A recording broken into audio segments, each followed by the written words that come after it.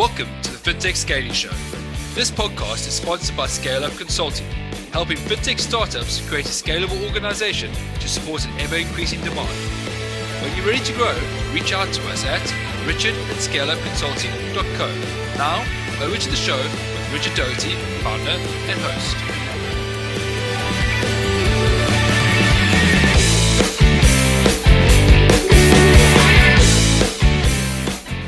Hey, what's up, everyone? Welcome to another episode of the Scaling Up Show, where we talk to world-class operators and we get their insights on how they're scaling up not only their business but also themselves as they continue in their journey. And today, super excited to welcome back Tom. Tom is the co-founder of Viisi out in the Netherlands. So. Tom, welcome back today. Really stoked to get you back on the show. Yeah, thank you very much, Richard. It's always a great pleasure.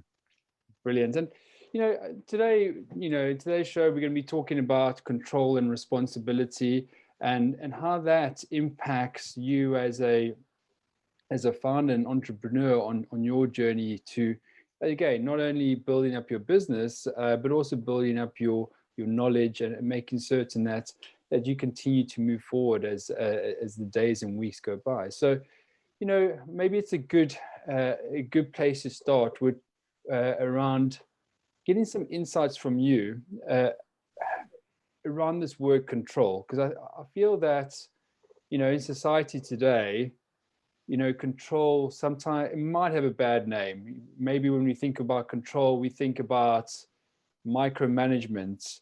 And in that type of thing. So I would like to know from you, what is your philosophy when it comes to control, and more specifically being able to control your company in the direction you want it to go?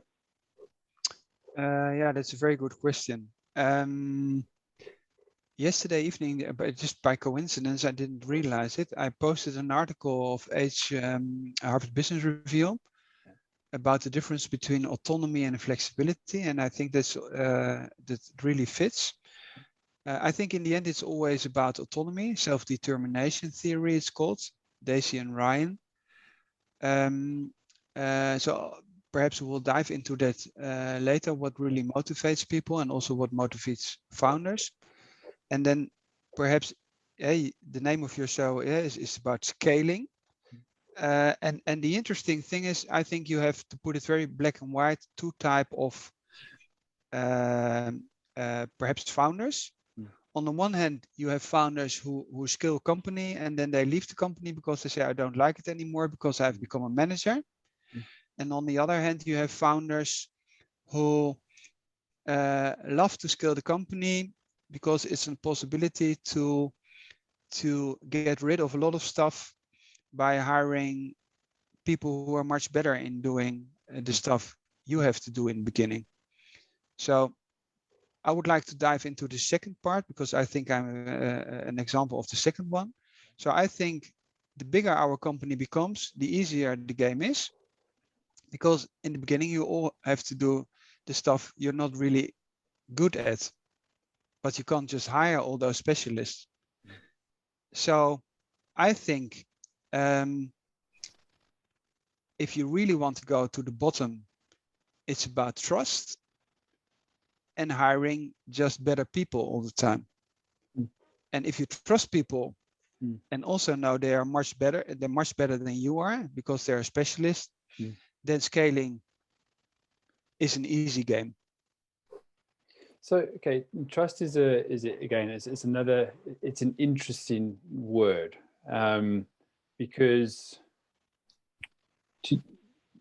generally when to trust someone, maybe we feel that as individuals, not even as founders, just as individuals, even in your everyday life, or if you're a worker, an employee, etc., you feel like maybe someone has to prove themselves in order to get that trust. But I'm wondering whether that's the case. I'm wondering whether we trust them because we know that they're the experts. We know that they can deliver. And we give them the, as you mentioned, the autonomy and the flexibility to get on with it from day one. What are your thoughts? You can trust, to my point of view, anybody. Yeah. So it's this whole idea that you have to distrust people. To my point, it's just not the case. So, and there is enormous amount of research done on that. So it can be about wallets, which are brought back. I mean, it still has to do with the society. So let's say if you have a lot of poor people and they don't know how to survive and they're laying in the streets and somebody finds a wallet, then okay, that's normal that somebody will take perhaps out some money from this wallet. But let's say in general, it's just incredible that people just bring this stuff back, or that you can just leave your stuff somewhere, or to put it more in the context of the working floor, that you have to lock equipment. You just don't have to do this. And there are so many examples of what I would call good leadership. I just think about Hewlett Packard, for example. The Hewlett Packard Way is a book, but there's a lot of other examples where just people who build those companies, they say you don't have to lock the equipment of our people, because what does it say about let's say our culture or about our team? And even if something would happen, who cares? Because let's say the whole cost and the whole distrust, the cost of distrust is so out of proportion that it just doesn't make sense. And in a lot of cases, it's perhaps just, I would say, it's not on purpose. So perhaps somebody took equipment to solve something at home and forgot to bring it back. It's not. In most cases, it's like, let's say you're looking for something in your apartment, and then you think your partner has put it somewhere, and then you just say, oh no, my glasses are here, I put it there. So it's I think we should more reflect on trusting people. Yeah, because if we hire an expert, a marketing expert, or a developer, or even a leader in a position of maybe a head of sales, if we give them that trust, or maybe you can give us an example. If you've given people trust in Viisi, and you've been able to enjoy the ride, enjoy the flexibility that comes with working on the business and not working in the business and day-to-day operations. How has that played out as you've implemented that from sort of day one to obviously where you are now? It's a process. So just to put, let's say, in certain phases. We founded the company a little bit more than 10 years ago. We are not there where we are now. We're 60 people now, still small. And we started, let's say, implementing horizontal structures or self-organization or holacracy, or however you want to call it. We're building our own model. We did probably, I don't know, after 5 or 6 years, because we just saw, okay, it's going too big. We're not fitting on around one table. So it starts with trust. Then horizontal structures really help. So give trust to the team. And then you can say to an individual person, we have installed this golden rule: treat other people like you want to be treated yourself. But if you don't know or have a question, just ask your colleagues on the same horizontal level or in the same team. You don't have to ask vertically to a manager who has a bigger distance to the work than your colleague who is sitting next to it. So that's step 2. And the third step is, and that also took us then, let's say, perhaps it was 3-4 years ago, we decided to abolish all bonuses and other stuff, be much stricter in proclaiming that we have a best salary policy or strategy, which means that we pay the best 25% bracket, so to say. So if you compare this with your own peer group, we open it all up. and we split it, and that's the main thing. We totally split it from performance to create psychological safety. So we said, this is the benchmark. We'll pay in this benchmark of the best 25%. We guarantee you a salary increase every year, independent on the discussion going on the work floor. So the work is done in the teams, on the work floor, on a daily basis. People give feedback all the time, and it goes in all the directions. People say, oh, I'm new, I'm not really sure. Shall I do it like this or that? Can you help me? That's not a problem at all, because it doesn't have an effect on the salary for the person itself. And it also doesn't have an effect on the person you give feedback to. So it is an absolute maximum amount of psychological safety, and that all enforces this idea of trust. Because it's much easier to trust each other if you know that the environment is 100% safe. So an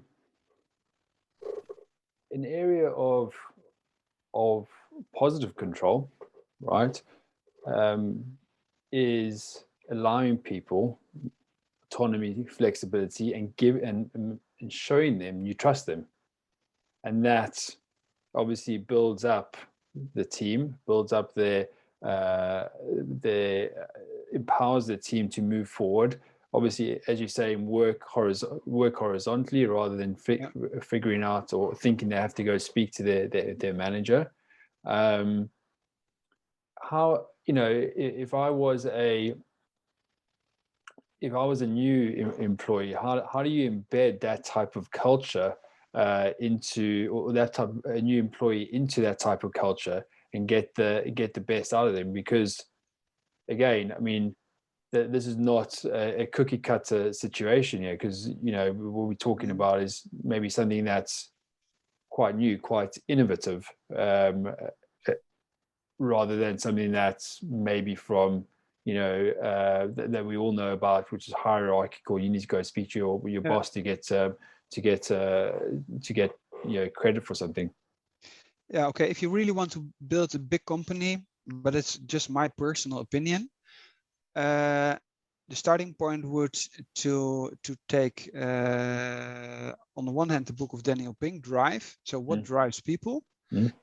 And Daniel Pink, because I referred to this article of the Harvard Business Review, which was about self-determination theory of Daisy and Ryan. I think it's from the 50s. So the basic thing is, what drives people?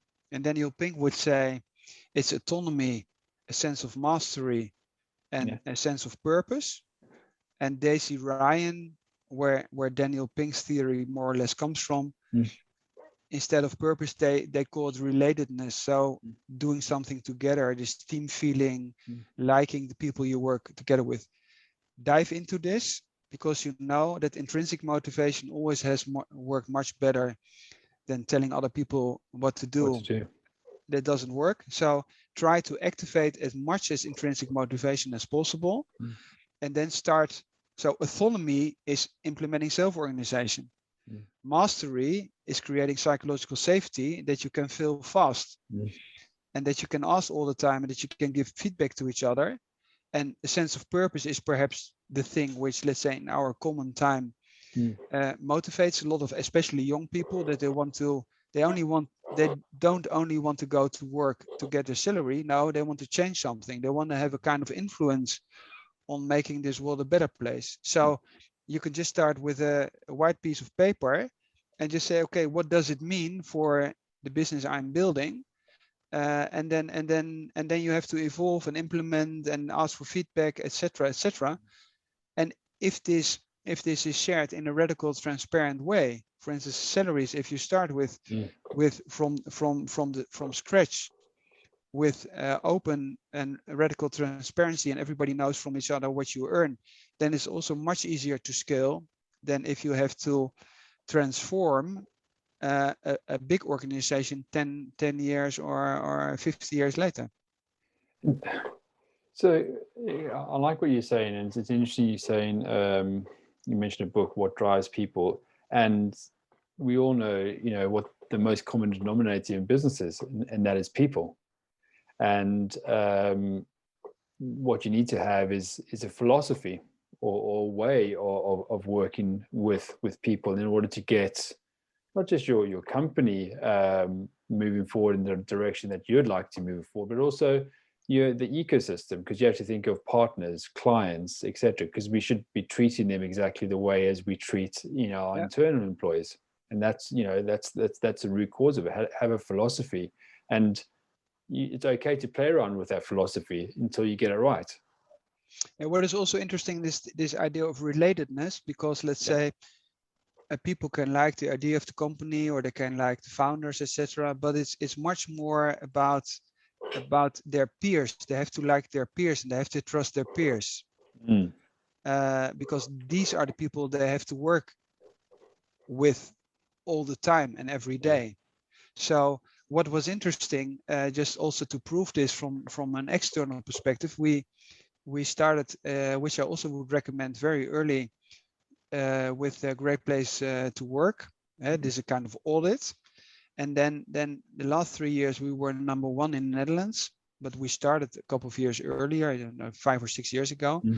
And in the beginning, we were outperforming on this relatedness. So people said, we trust our colleagues 100%, so horizontally, but let's say the founders or the management could be a little bit more clearer about where the company is going to. They should improve their communication. Okay, thank you. So we worked on that. And the funny thing is that then the Corona crisis came, and we decided to do an update every week about liquidity, etc., etc. And then let's say half a year ago, we became number one in Europe in this category until 50 people, because it was about last year. And we got 100% from our people. We always felt informed, 100%. So, but what I wanted to say is mainly the starting point is, do I like those people I have to work on a daily basis? Because these are the people you have to deal with. These are the projects. Let's say 8 hours a day. And just going back to the onboarding phase. I mean,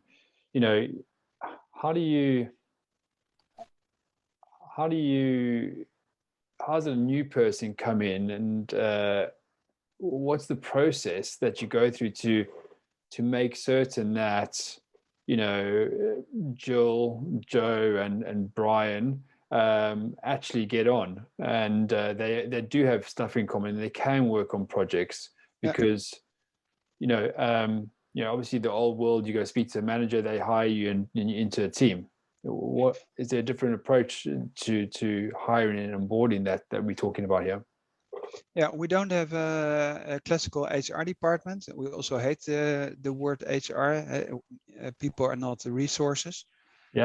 So it's called people first. But to answer your question in a very practical way, in the end, it's very simple. The people in the teams hire their colleagues.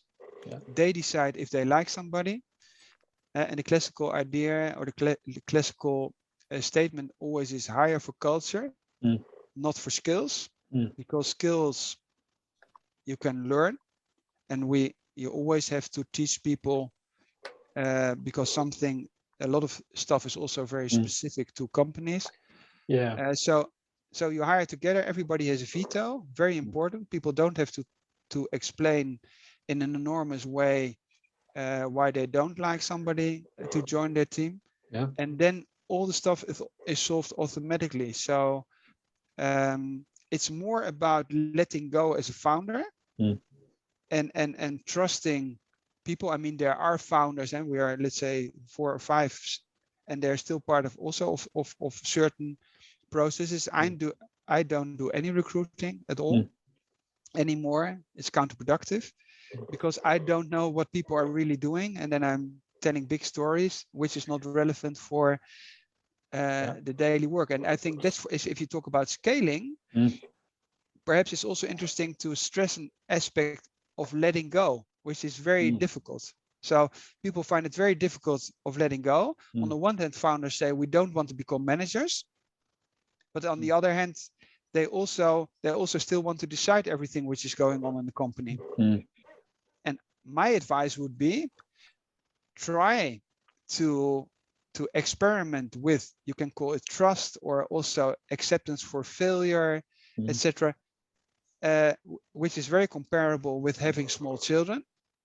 Yeah, we just talked before how we spend our holidays, because you also trust your kids and you also motivate them to learn to walk, and you don't say you can stop learning to walk because you're still not able to walk. So it is a kind of process, and the earlier you start with that, the easier it gets, and it's also much more relaxing, because in a bigger company, your main topic or your main responsibility as a founder is to talk about culture, take care of strategic stuff, read, exchange views in podcasts, etc., etc. And you try to avoid to be very much involved in the daily stuff. Yeah, and I like what you're saying about the recruitment. Getting talent into your company, and there is generally there. I feel that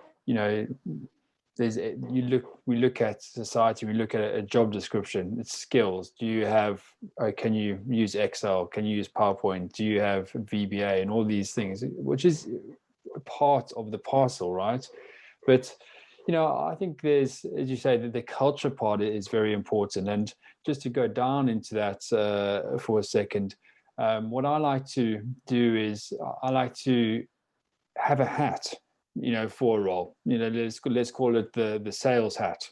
Just as a train conductor has a hat, say the head of sales is going to have a hat, and inside that hat you have a beingness, a doingness, and a havingness. And the beingness is, what type of person do we want in this role? Is it a courageous person, an outgoing person, that type of person that will actually fit into the culture of the team and the organization? The doingness is more the technical side of things, and the haviness is the outcome. What do we want at the end of it? What is the product that the head of sales needs to deliver on a month in, month out, quarter in, quarter out perspective? And what I find is, if you look at it like that, you're ticking off different parts of culture, you're ticking off different parts of maybe some technical skills, but also an outcome. So this person is going to be delivering something, whether it's a new lead or whether it's a system, who knows. But then when you interviewing or talking to someone, you are able to have a wide-ranging conversation about different things, rather than box them into their previous job and their other job and their other job before that around technical skills and what have you. But I would like to say about the discussion which is going on about recruiting. The funny thing is that you often have technical discussion and people say, people know about how to recruit, or just take this example of sales, because let's say we are advisors. So you could say that's a little bit the same like sales. And I want to make two remarks. On the one hand, I think it's too much on skills, and not about culture. Great. And the second remark I want to make is we think that extrovert people are much better than introvert people, especially when we talk about sales. And both discussions are wrong. So culture is more important than skills. Yeah, great. And introvert people are in the long run very good to be in sales teams. Yeah. Because sales is not only about doing fast cold calling, which we don't do at all, but it's about understanding with empathy how a client wants to be treated. So if you talk about the golden rule, the empathy of listening and understanding how I can help a client. By the way, we have the highest client satisfaction in the Netherlands. By putting our own people first and don't tell them how they have to serve the client. So the only thing we say is, if you advise a client, and we're not talking about understanding technical skills about how mortgages work, because you need to be approved by FSA or the regulators, etc. No, it's about listening to a client and understanding,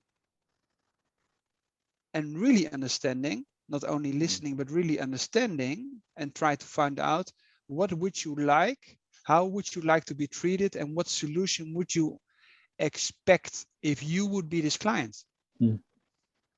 Just a very small note on that. 25% of our new hires are former clients. Nice. So it's all about, let's say, if you let's say, what is bad sales? That's working into, I don't know, somebody wants to buy a car, and then somebody is explaining how excellent this car is and how fast it goes and whatsoever, without finding out if somebody walks in because he just needs a new car because he has 2 kids. And then somebody's selling a sports car because you as a man walk in, and then somebody thinks it's very important for you how fast the car is, etc. But you want to have a safe car, and you want to be able to put a lot of tennis stuff in the back of your station wagon. And this is life in a nutshell, in a way, because this is a great example of listening and understanding the customer's requirements, and then you're giving a customer what they want. And all too often, we just assume that a customer wants a sports car because of the way they look, and that's it, done. But you have to, you have to have that empathy, and you have to be that, even if founders have to have empathy, salespeople have to have empathy, people in general have to have empathy. You have to give a damn about, the other person on the other side of the call, or the other side of the phone, or the other side of the desk, in order for that collaboration or that relationship to blossom into something. Who knows what that something could be? It could be, buying a new car. It could be maybe collaborating on something else.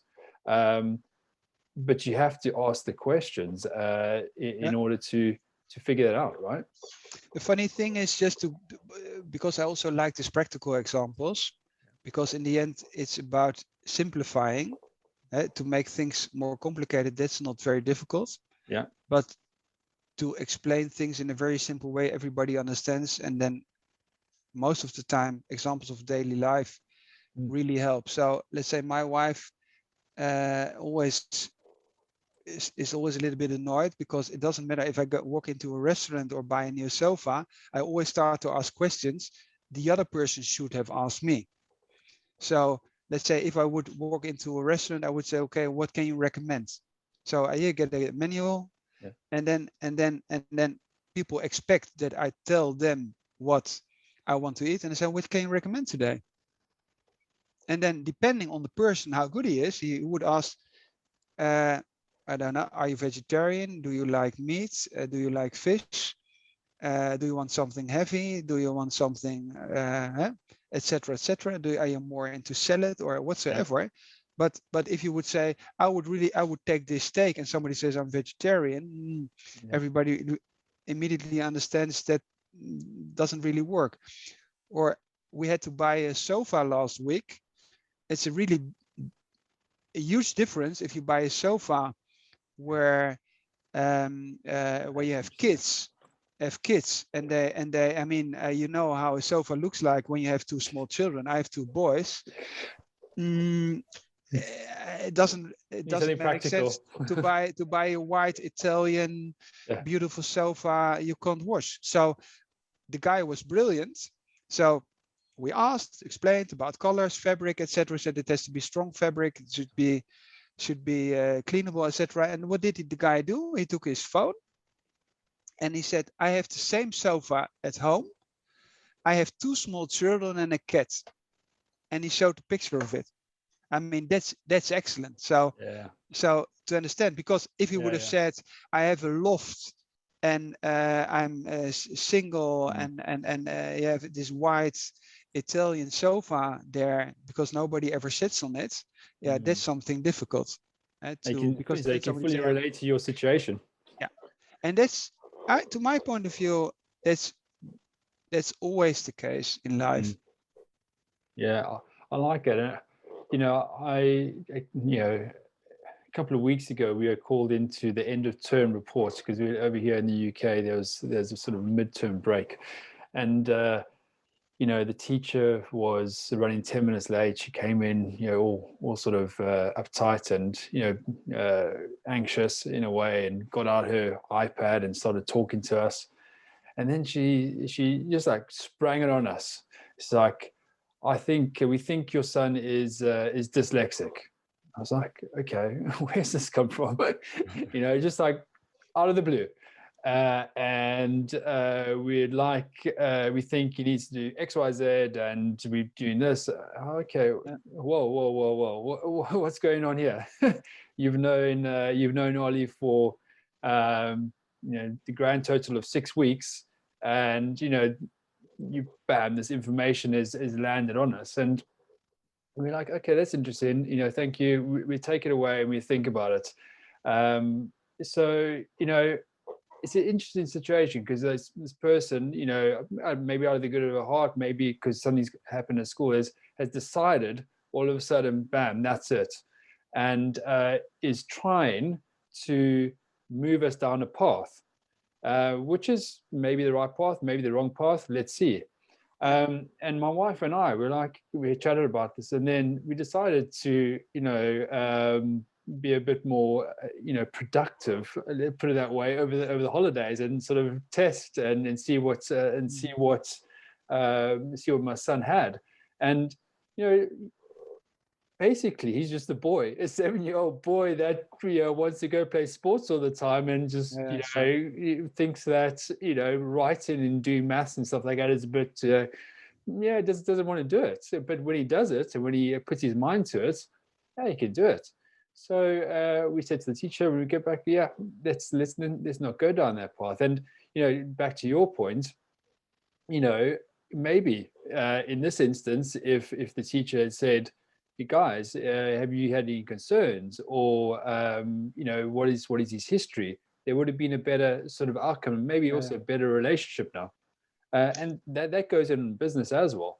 All the time, people are quick to assume things and try and move forward, and especially in scaling, you don't always have to put your foot on the accelerator, but you do have to know where you're going, right?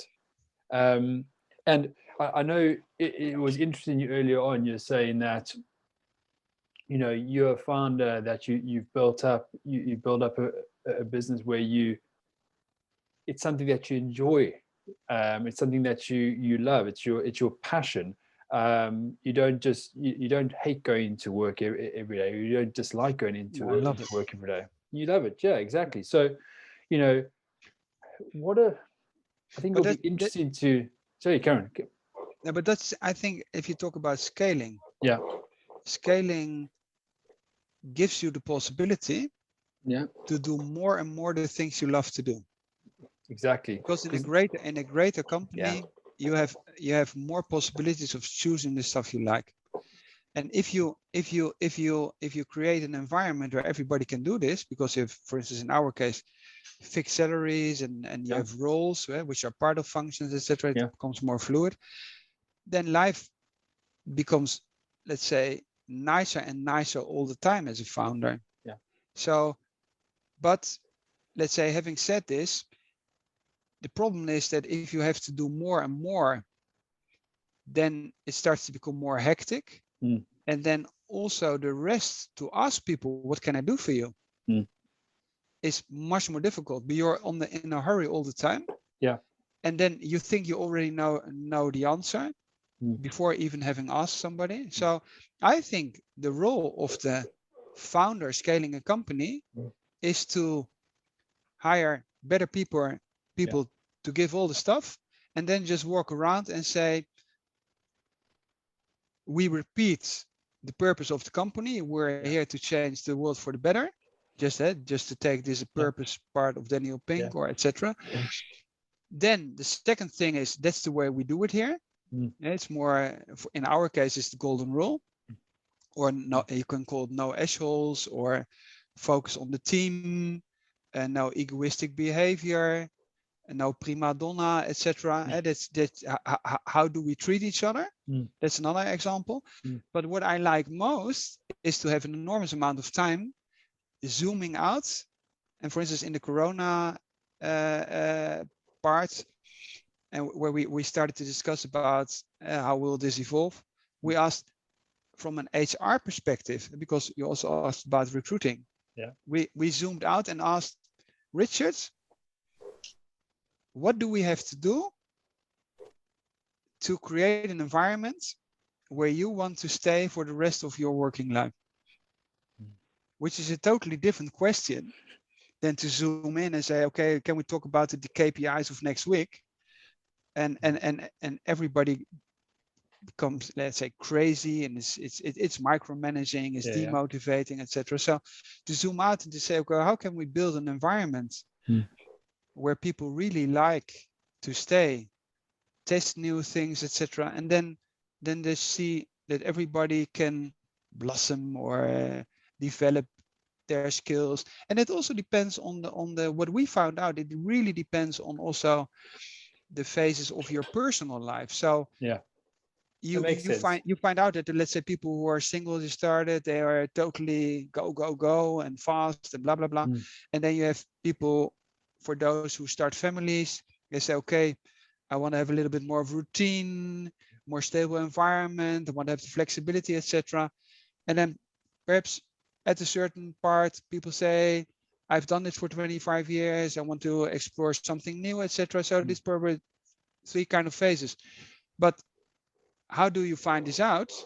If people feel secure to share their really deep, I can call it needs or whatsoever, but do share. People normally this kind of answers or questions or beliefs in normal environment. Now they're focusing and saying, okay, I will stay here for this job and then I have to move on because blah blah blah, etc. And I think that's one of the most fulfilling parts of being a founder. That's your privilege to walk around in your company and asking Richard, what can I do for you? Or what can I create that you would like to stay here for the next 25 years? And, can you give us some insights as to some of the information that came out of there that maybe has helped you as a founder and also as a company, maybe update some of those HR policies, etc. Yeah, very interesting. We had, on the one hand, we found out that, this model of it really depends on the part of your life we are in. So especially people who, let's say, start young in companies, they automatically enter a phase where they discuss family, and they want to have just more. I also refer to this article, autonomy and flexibility. So it's a mixture of it. On the one hand, they want to get the trust to use their autonomy to organize it around their private life. So it's the other way around. So just take a very practical example. We never had meetings on, let's say, 8 o'clock in the morning. My wife has, because she works in a big corporate. But that's exactly the time where people bring their children to school. So just don't do this crap. It doesn't mean that people who don't have children can work between 8 and 10, but just don't put meetings there. So people ask for more flexibility and putting their family first, and then do the work around it. And which doesn't mean that they don't work, but it's perhaps depending on the situation a little bit different. Then the second thing is that people like much more routine, which is this part of mastery. In big corporations, or also in the media or in those podcasts, the whole idea of I have to do something totally new every 3 years is just not the case. So people who are big tennis players, and they, let's say after a couple of years, just take this example as tennis, because we discussed this before the podcast. If somebody really is able to play tennis after 5 years, he or she is not going to change sports. Doesn't say, okay, I have played tennis now and I'm able to really play a great game. Now I'm moving to I don't know, soccer or something like that. So why do we accept this kind of enjoyment from being able to play a sports very well? Or a musician, if you start a certain instrument, you're not changing your role in the orchestra. But it's not going to be enjoyment, right? I think to your point earlier on, I think people just get a bit tired of potentially working with colleagues and the politics behind it. But you guys are countering that because you brought in an ecosystem that brings in autonomy, flexibility, making certain that people actually like working together. And you're asking these big questions around how can we keep this team together. So it's interesting the way you guys have approached it. But I think in society in general, there is a bit of fatigue that creeps in after 3 or 4 or 5 years because of the structures that are, maybe I don't want to say imposed, but are in place, that in order for them to break free and just release, they feel the need that they need to escape in a way. Yeah, so sometimes, I mean, if you, let's say, take an advisor and he says, okay, I've done different segments of mortgage advice, etc.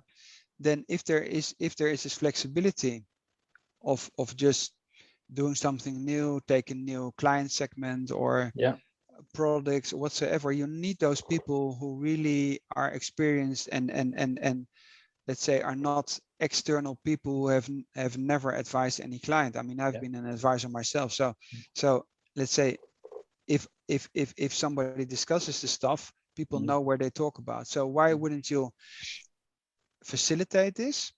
And just to add on your question, what also came out, if you talk, there's a lot of discussion going on about remote work, etc. Just ask the people. So what we found out is that first, there's a huge difference between people. Some people really don't like to go into the office, perhaps more introvert people. And the extrovert people want to go back because they want to talk and chat with their colleagues. So there's one thing. Not everybody is the same. The second thing is this private topic. People who have children have a totally different rhythm, and they don't like to commute because they have to bring their children to school and get them out of school. And what we found out, to put it in a more general statement, is that people want to work at home, perhaps 1 to 2 days. Then they want to meet colleagues, but without commuting. So we installed a structure that everybody can rent co-working spaces or together with colleagues organize their offices. This idea of, let's say, a maximum of a quarter of half an hour to go by foot or by bike. And then the third thing is that because this sense of belonging or relatedness to a bigger, being a part of a bigger story, which also connects to the purpose, that people say, sometimes, or perhaps once a week or once a month, I would like to see those colleagues which live in other parts of the country. Let's meet in Amsterdam at our headquarters. But leave it to the teams. Leave it to the people. And then everything works out. And if somebody doesn't show up for a few months, I mean, if it's fine for the rest of the team, then it's also okay. It definitely makes complete sense. And as we wrap up and get close to the hour mark, I want to ask you. I want to enter what I call the flash round. I mentioned the flash round in our discussion, or in our email yesterday, in our discussion early on. The flash round is a bit of fun at the end of the podcast, just to give everyone a bit of insights as to what it takes to be an entrepreneur, founder, and also a bit of insights as to you as a person, Tom. So here we go. There's 3 questions for you, and then you have to shoot 1 question back at me. So I'll put you on the spot for the umpteenth time today. But here we go. So, what is the biggest life-changing event that has occurred to you, and how has this impacted your journey as a founder and entrepreneur? Okay, that's an easy one for me. Having survived cancer when I was 20, so more than 30 years ago. That's, I think, something I have shared before. And that's the most valuable thing. So I never would recommend to die early or to have an illness, which could have this kind of consequence. But surviving something like that, and people who are interested in this, I'm a big fan of the book of Viktor Frankl, A Man's Search for Meaning, because there's this link to purpose. So early in life, nearly dead, wonderful. Because it gives you a very clear sense of what's important and what's not important. Yeah, brilliant. And next one, I know you're an avid reader, so this is specifically for you. What is one book that you keep on picking up year on year? Also easy to answer. Because I do those book podcasts, and I read a book a week more or less.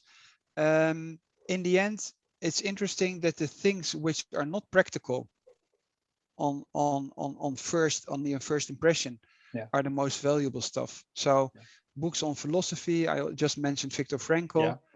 But so read more. I would say to all the founders, read more outside the box.